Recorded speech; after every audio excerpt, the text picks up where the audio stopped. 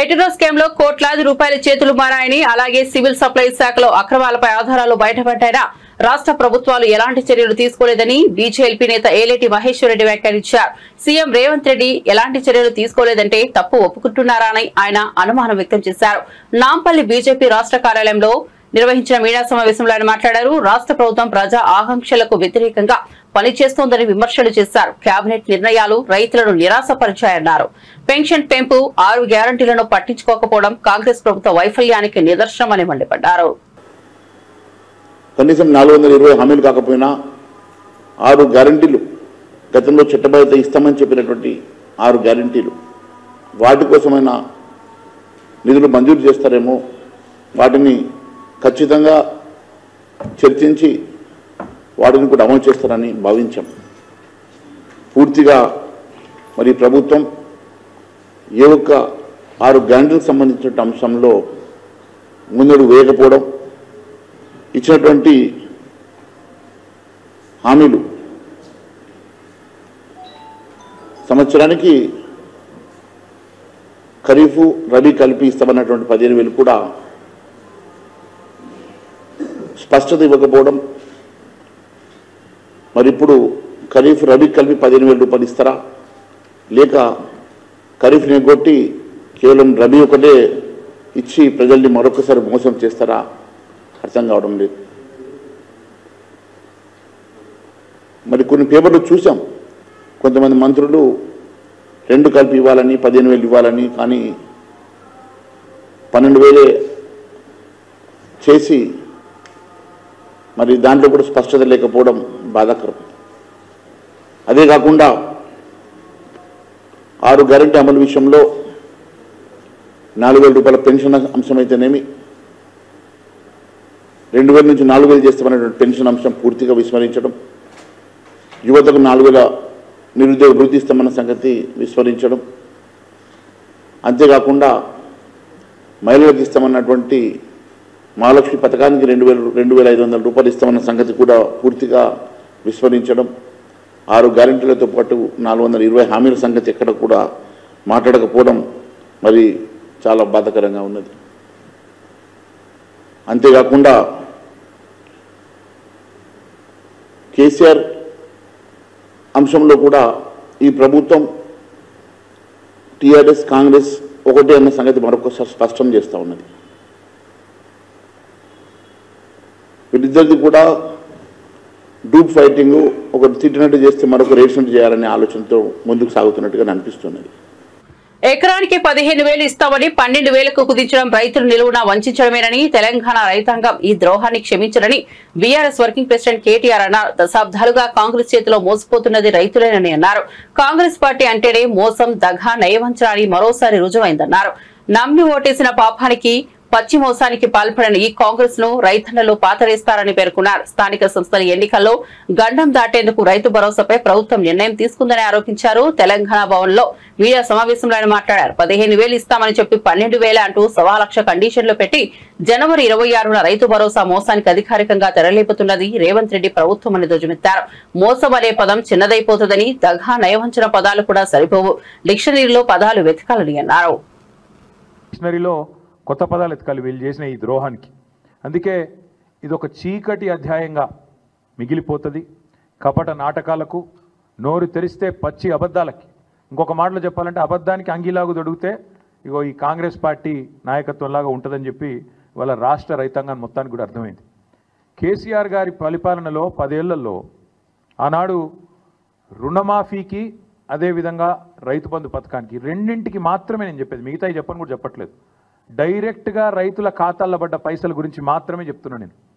రైతు బంధు రూపంలో 73,000 కోట్లు, 27,500 కోట్ల రూపాయలు మీకు రుణమాఫీ రూపంలో, ఈ 2 పథకాలు మాత్రమే 1,00,000 కోట్ల రూపాయలు ఇవాళ రైతుల ఖాతాల్లో వేసిన ఘనత కేసీఆర్ ప్రభుత్వంది. ఇవాళ ఎన్నికల్లో మాట ఇవ్వకపోయినా, ఎన్నికల్లో ఓట్ల కోసం మీలాగా డిక్లరేషన్ల పేరిట మోసం చేయకపోయినా, రైతు బంధు లాంటి పథకాన్ని భారతదేశంలో పెట్టిన మొట్టమొదటిసారి పెట్టిన నాయకుడు స్వతంత్ర భారతదేశంలో కేసీఆర్ గారు. అందుకే కేసీఆర్ గారు రైతు బంధుగానే ఉంటారు, రేవంత్ రెడ్డి రాబందుగానే మిగిలిపోతాడు, రైతుల పాలిట రాబందుగానే మిగిలిపోతాడనే మాట నేను ఖచ్చితంగా చెప్తా ఉన్నా.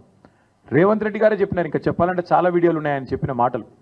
డిసెంబర్ 3కు ముందు తీసుకుంటే 5,000, డిసెంబర్ 3 తర్వాత తీసుకుంటే 7,500 రూపాయలు ఇస్తానని చెప్పి ఆనాడు ఎన్నికల కమిషన్కు ఉత్తరం రాసి రైతు బంధు ఆపి సన్నాయి నొక్కులు నొక్కిన వాడు రేవంత్ రెడ్డి. ఆ రోజు 10,000 రూపాయలు కేసీఆర్ గారు 2 పంటలకు ఇస్తుంటే 3 పంటలకు ఇయ్యవా, 3వ పంటకి ఇయ్యవా అని అవహేళన చేసిన వాడు రేవంత్ రెడ్డి. 10,000ను బిచ్చమన్నవాడు, ముష్టి అన్నవాడు రేవంత్ రెడ్డి. మరి ఇవాళ మేము అడుగుతున్నాం, 10,000ను ముష్టి అంటివి, బిచ్చమంటివి, 15,000 ఇస్తానంటివి, ఇవాళ 12,000కు సరిపడి మళ్ళీ అదేదో గొప్ప విషయంలాగా చెప్పుకుంటే సిగ్గనిపిస్తలేదా నీకని అడుగుతా ఉన్నాం. కనీసం మాత్రం చీమగుట్టినట్టన్నా అనిపిస్తలేదా? ఇచ్చిన మాటలు ఈ రకంగా సిగ్గు లేకుండా తప్పుతుంటే కనీసంగా కూడా ఏం అనిపిస్తలేదా అని అడుగుతా ఉన్నాం. ఓడదాటదాకా ఓడమల్లన్న, ఒడ్డుకెక్కినాక బోడమల్లన్న. ఇక అది కాంగ్రెస్ పార్టీ యొక్క వైఖరి మొదటి నుంచి కూడా. రాహుల్ గాంధీ నుంచి మొదలు పెడితే రేవంత్ రెడ్డి దాకా అందరి వైఖరి అదే. నేను అడుగుతా ఉన్నా రాహుల్ గాంధీని కూడా, కష్టం వస్తే వస్తా అంటివి, ఇది నా గ్యారంటీ అంటివి, పిలువుండ్రి వస్తా అంటివి. వాళ్ళ తెలంగాణ రైతులు అడుగుతున్నారు. రాహుల్ దేశంలోని 2 రాష్ట్రాల్లో హెచ్ఎంపీవీ కేసులు నమోదయ్యాయి. బెంగళూరులో 2, గుజరాత్ లో 1 నమోదైంది.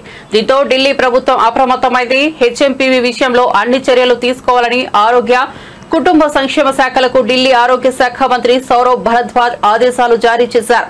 ఒకవేళ హెచ్ఎంపీవీ వ్యాప్తి చెందితే తీసుకోవాల్సిన చర్యలపై అన్ని ఆసుపత్రులు అప్రమత్తంగా ఉండాలని ఆరోగ్య శాఖ మంత్రి భరద్వాజ్ సూచించారు. ఈ వైరస్ కట్టడికి సంబంధించిన అంశాలపై ఢిల్లీ ఆరోగ్య కుటుంబ సంక్షేమ శాఖ ఎప్పటికప్పుడు కేంద్ర ఆరోగ్య శాఖతో సంప్రదింపులు జరపాలన్నారు. ఈ హెచ్ఎంపీవీ వైరస్ కు సంబంధించి ఎలాంటి కొత్త విషయాలు తెలిసినా తక్షణమే తమ దృష్టికి తీసుకురావాలని అధికారులకు సూచించారు. ఈ వైరస్ వ్యాప్తి చెందకుండా ఉండేందుకు ఎలాంటి ఆదేశాలు, సూచనలు కావాలన్నా తనను వెంటనే ఫోన్లో సంప్రదించవచ్చన్నారు. ప్రతిరోజు 3 ఆసుపత్రులను తనిఖీ చేసి సంబంధిత నివేదికలను తనకు పంపించాలని ఆదేశాలు జారీ చేశారు. వైసీపీ రాజ్యసభ సభ్యుడు విజయసాయిరెడ్డి ఈడీ విచారణకు హాజరయ్యారు. కాకినాడ సీపోర్ట్ సెజ్ కేసులో ఆయన హైదరాబాద్ బషీర్బాగ్ లోని ఈడీ కార్యాలయానికి వచ్చారు. కాకినాడ సీపోర్ట్ సెజ్ కు సంబంధించి అక్రమ పేర్లను బదలాయించుకుంటున్నట్లు ఆయనపై ఆరోపణలు ఉన్నాయి. కర్ణాటి వెంకటేశ్వరరావు ఫిర్యాదు మేరకు ఏపీ సిఐడి గతంలో కేసు నమోదైంది. సిఐడి కేసు ఆధారంగా ఈడీ కేసు మరో నమోదు చేసింది. కేసు విచారణకు హాజరు కావాలంటూ ఈడీ ఇచ్చిన నోటీసుల మేరకు ఆయన ఈడీ కార్యాలయానికి వచ్చారు.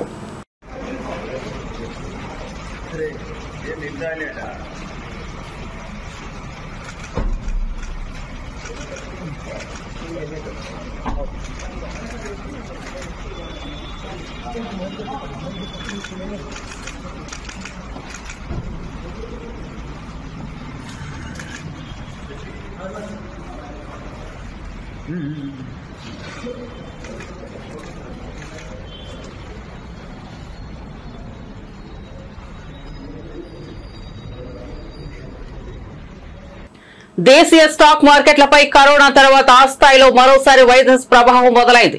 చైనాలో పుట్టిన కొత్త వైరస్ కేసులు ఇండియాలో నమోదు కావడంతో మార్కెట్లు తీవ్ర ఒత్తిడికి గురయ్యాయి. ఆసియా మార్కెట్ల నుంచి బలహీన సంకేతాలు, విదేశీ ఇన్వెస్టర్ల అమ్మకాలు సూచీలపై ప్రభావం చూపాయి. ఈ రోజు ట్రేడింగ్ ముగిసే సమయానికి సెన్సెక్స్ 1258 పాయింట్లు కోల్పోయి 77,964 వద్ద ముగిసింది. నిఫ్టీ 388 పాయింట్లు పతనమై 23,616కు దిగజారింది.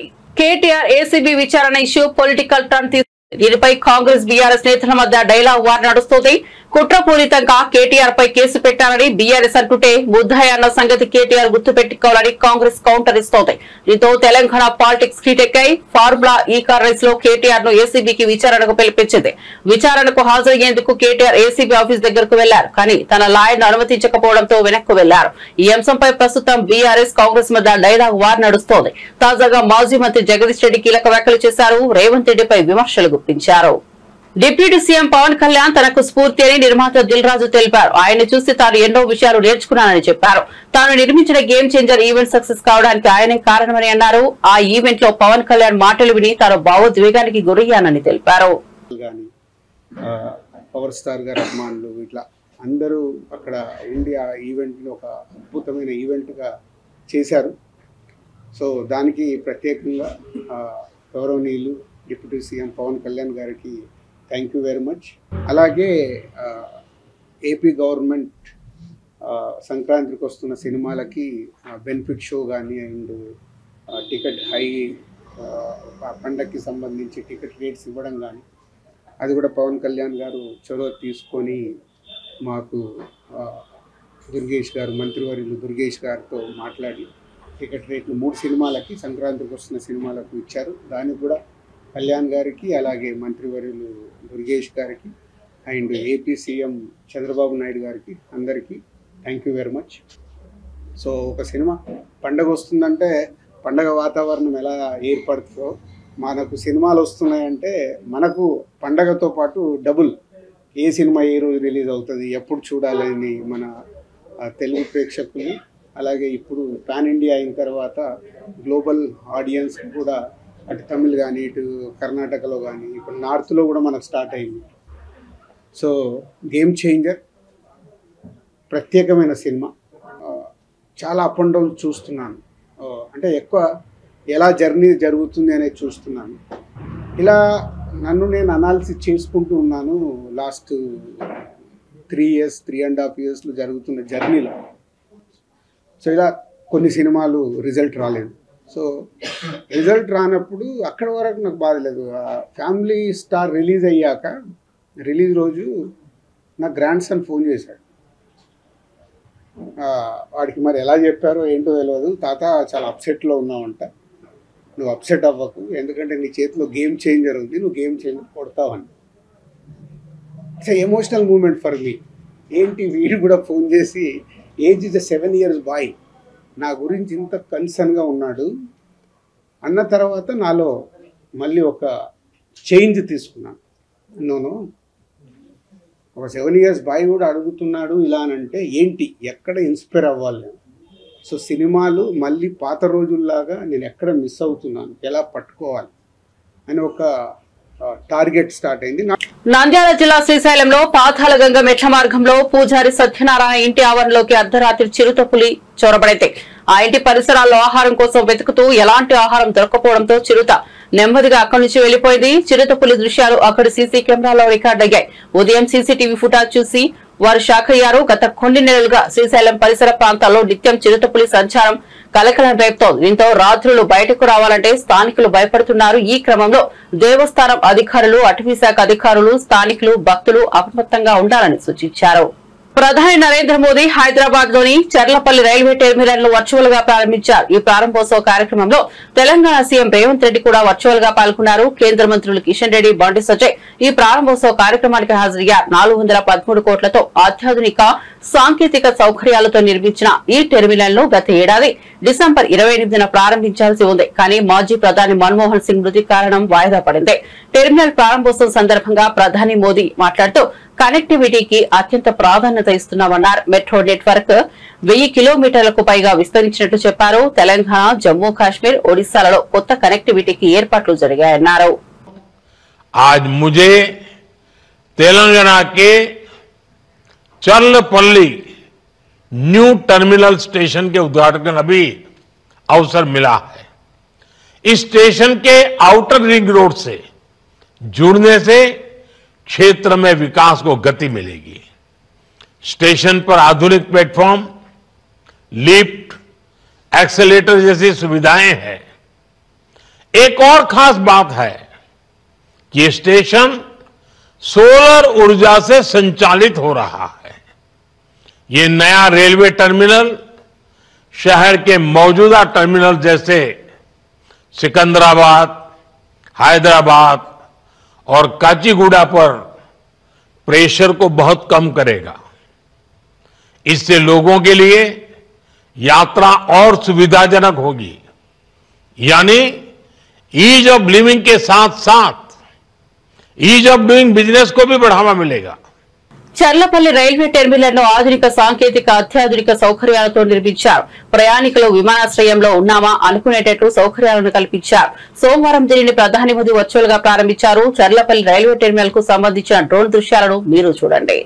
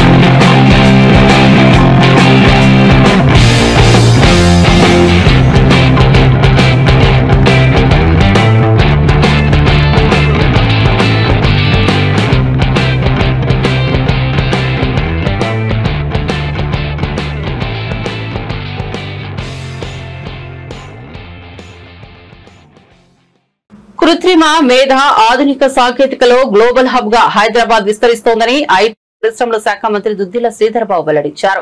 ప్రతిభావంతులైన మానవ వనరులు, అద్భుతమైన మౌలిక సదుపాయాలు తెలంగాణలో అందుబాటులో ఉన్నందున కొత్త సంస్థలు హైదరాబాద్ సిటీ వైపు ఆసక్తి కనబరుస్తున్నాయని అన్నారు. కృత్రిమ మేధ ఆధారిత సేవలు, క్లౌడ్ కంప్యూటింగ్, డేటా డెలివరీలో అగ్రగామి సంస్థల్లో ఒకటైన డేటా ఎకానమీ నూతన వర్క్ స్టేషన్ ను ఆయన హైటెక్ సిటీలో ప్రారంభించారు. Quantum computering, digital twins, data బదిలీ రంగాల్లో ఈ సంస్థ గణనీయ పురోగతిని సాధించడం సంతోషంగా ఉందని శ్రీధర్బాబు తెలిపారు. ప్రభుత్వ పరంగా సంస్థ విస్తరణకు తమ వంతు సహాయం అందిస్తామని మంత్రి శ్రీధర్బాబు హామీ ఇచ్చారు. తెలంగాణ రాష్ట్ర ప్రజలందరి తరఫున కృతజ్ఞతలు తెలియజేస్తారని మీ అందరికీ కూడా తెలియజేస్తూ ఈరోజు ఒక ప్రధానమైన వసతి ఇది. నాకు గుర్తున్నంత వరకు ఆనాడు చెప్పుకోవాల్సిన అవసరం, ధర్మం మా పైన ఉంది.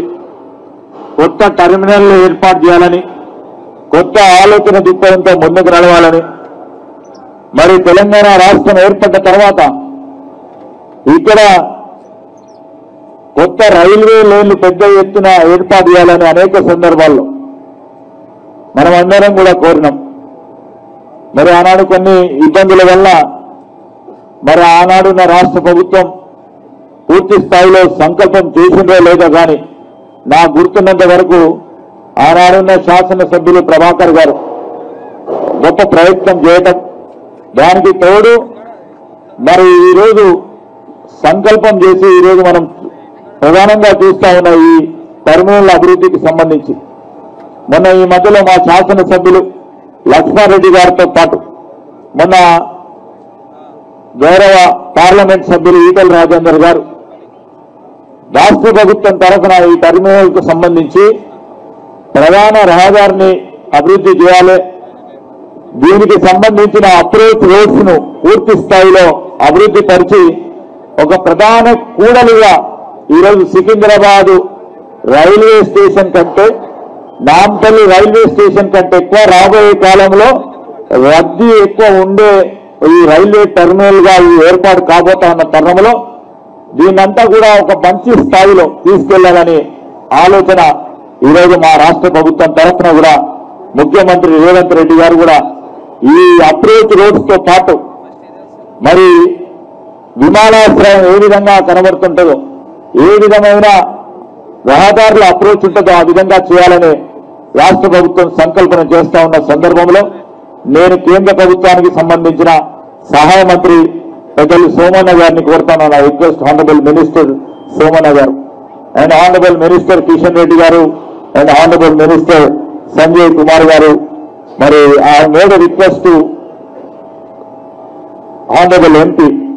We will be contributing from the state the amount required to build the proper infrastructure for the approach roads. I request honorable ministers who are sitting over here to contribute from the central fund too, to develop the approach roads and to develop the vicinity of the area.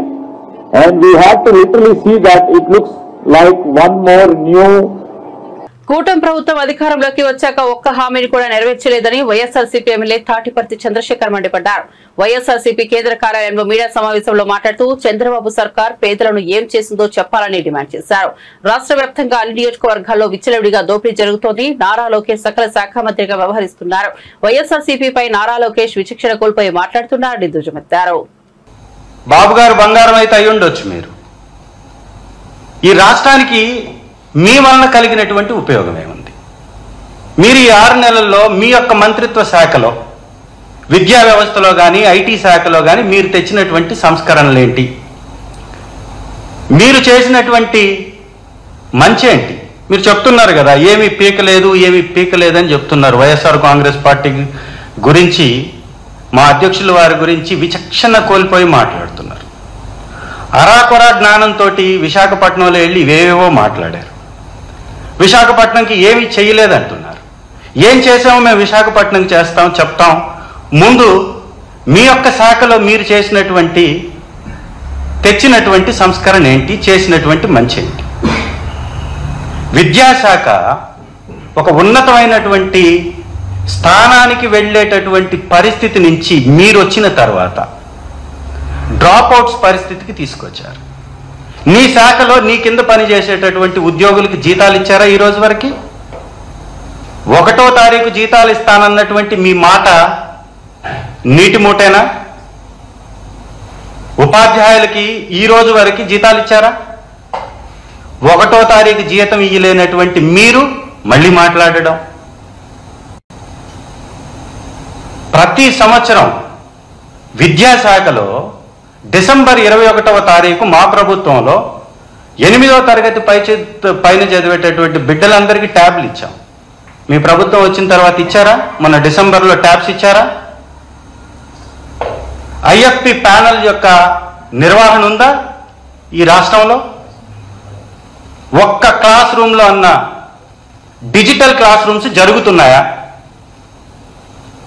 ఒక్క స్కూల్లో ప్రతి సబ్జెక్ట్కి class teacher విధానాన్ని మేము తీసుకొస్తే దాన్ని రద్దుపరిచింది మీకు సిగ్గు అనిపించట్లేదా? ఈరోజు మీ జాతి రత్నాలైనటువంటి మీ జాతి పత్రికలు, మీ జాతి ఇంటెలెక్చువల్స్గా పేరుగాంచినటువంటి చెప్పుకునేటటువంటి వ్యక్తులు ఒక తప్పుడు ప్రచారం ఇంగ్లీష్ మీడియం మీద చేస్తుంది. నిజం కాదా? మీరే మొన్న చెప్పారు డొక్కా సీతమ్మ గారి భోజన కార్యక్రమంలో మాట్లాడుతూ, గోరుముద్ద పథకానికి పేరు మార్చినంత మాత్రాన పథకం మీద అవుతుందా? మీరు అంటున్నారు దీన్ని రాజకీయానికి దూరంగా మేము చేస్తున్నాం అంటున్నాం. మేము 11 మంది గెలిచిన చోట ఎక్కడన్నా ఎమ్మెల్యేలకి పిలుపుందా? చెప్పే మాటలకి చేసే పనులకి పొంతనుందా? ఇవాళ మీరు పేరు మార్చైనా కనీసం నిర్వహణ చేస్తున్నారు, సరిగా చేస్తున్నారంటే ఎక్కడా కూడా భోజన కార్యక్రమం సరిగా జరగనటువంటి. పెన్షన్దారులపై చంద్రబాబు కక్ష పెట్టుకున్నారని, అందుకే పెన్షన్లను పెంచినట్టే పెంచి పూర్తిగా కోత పెట్టారంటూ వైఎస్ఆర్సీపీ నేత మాజీ ఎమ్మెల్యే టీజీఆర్ సుధాకర్ బాబు నిలదీశారు. తాడేపల్లిలోని వైఎస్ఆర్సీపీ కేంద్ర కార్యాలయంలో మీడియా సమావేశంలో మాట్లాడుతూ పెన్షన్ల పంపిణీని పూర్తిగా రాజకీయంగా మార్చేశారని, వీటన్నిటినీ జన్మభూమి కమిటీల ద్వారా పంపిణీ చేయాలనుకోవడం దారుణమంటూ దుయ్యబట్టారు. కోవాల్సిన ప్రభుత్వమే కక్షతో, రాజకీయ ప్రేరేపితంతో స్థానిక జన్మభూమి కమిటీల ద్వారా మాత్రమే పెన్షన్లు ఇవ్వాలి అనే కార్యక్రమాన్ని మళ్లీ 2025 సంవత్సరంలో పునరుద్ధరించినందుకు చాలా బాధపడుతున్నాం. అర్హత ప్రామాణికంగా గత ప్రభుత్వంలో పెన్షన్లు వస్తే అది శారీరక బలహీనతల వల్ల కావచ్చు, అకాలంగా జరిగిన యాక్సిడెంట్ల వల్ల కావచ్చు, అనూహ్యంగా వచ్చిన విపరీతమైన జబ్బుల వల్ల కావచ్చు, వచ్చిన పెన్షన్ని చాలా ఆశతో ఎదురు చూసే ప్రజలకు ఈ రోజున ఒక ఆటం బాంబు వేసినట్టు చంద్రబాబు నాయుడు గారు రీవెరిఫికేషన్ అనే కార్యక్రమం పెట్టడం పూర్తిగా వైఎస్ఆర్ కాంగ్రెస్ పార్టీ వ్యతిరేకిస్తుంది. ఇది చాలా దురదృష్టకరం. మనం ఇచ్చే 4,000 రూపాయలతో వారు ఆ నెలంతా బ్రహ్మాండంగా వాళ్ళకు కావలసిన వ్యక్తిగత అవసరాల కోసం తీర్చుకుంటూ, కడుపు నిండా అన్నం తింటూ, నేడుపట్టు నుండి 10 కాలాల పాటు చల్లగా ఉండాలన్నదే అందరి ఆకాంక్ష. మీరు ఆ కోణంలో ఎందుకు చూడలేకపోతున్నారని మాకు బాధ కలుగుతుంది. వైఎస్ఆర్ కాంగ్రెస్ పార్టీ దిగిపోయే రోజుకి సుమారుగా 66,34,742 పెన్షన్లు పంపిణీ చేస్తూ వచ్చింది. 92,547.66 కోట్లు ఆదివారం అయ్యేసరికి ఇంటింటికి తలుపు తట్టి డోర్ డెలివరీ చేసిన ప్రభుత్వం వైఎస్ఆర్ కాంగ్రెస్ పార్టీ ప్రభుత్వం. అదొక సామాజిక విప్లవంలాగా జరిగింది. భారతదేశ రాజకీయ చరిత్రలో పెన్షన్ల పంపిణీ అనే కార్యక్రమం, డోర్ డెలివరీ చేయటం అనే సంఘటన మరెక్కడా జరగలేదు, ఇప్పుడు జరగట్లేదు. మళ్ళీ జగన్మోహన్ రెడ్డి గారు వస్తేనే అది జరిగింది. నేను మీడియా మిత్రుల ద్వారా ఈ రాష్ట్ర ప్రజలకు, మేధావులకు, సమాజ ప్రేమికులకు నేను మనవి చేస్తున్నా. మీరు గుర్తు చేసుకోండి, ఎన్నికలు సమీపించినప్పుడు ఇదే తెలుగుదేశం పార్టీ ఎన్నికల కమిషన్కు కంప్లైంట్ ఇచ్చింది. ఫలానా వాళ్ళ ద్వారా కనుక పంపిణీ జరిగితే, అనగా వాలంటరీ వ్యవస్థ ద్వారా కనుక పంపిణీ జరిగితే అది మా ఎన్నికల మీద ప్రభావం చూపిది కాబట్టి వాళ్ళ ద్వారా పంపిణీ చేయడానికి వీల్లేదని కంప్లైంట్ ఇచ్చారు. దాన్ని రాజకీయంగా చూసిన ఆనాటి ఎన్నికల కమిషను వాలంటీర్లను పంపిణీ వ్యవస్థ నుంచి పక్కన పెట్టేశారు. తద్వారా సుమారుగా ఆ ఒక్క ఏప్రిల్ నెల మాసంలోనే 46 మంది చనిపోయారు ఎండకి కూర్చోలేక. రకరకాలుగా చెప్పారు, బ్యాంకుల్లో వేస్తాము, మీ అకౌంట్లో వేస్తాము, బ్యాంకు ఖాతాల్లో ఉన్న వాళ్ళందరికీ పడిపోతాయని ఆశలు పెట్టారు. చాలా మందికి గ్రామాల్లో ఉండే వాళ్ళకు బ్యాంకు ఖాతాలు ఉంటాయి, ఉండవు, ఉన్నా కూడా యాక్టివ్గా ఉండవు, ఎందుకంటే డబ్బులు నిల్వ చేసుకునే స్తోమత ఉండదు కాబట్టి.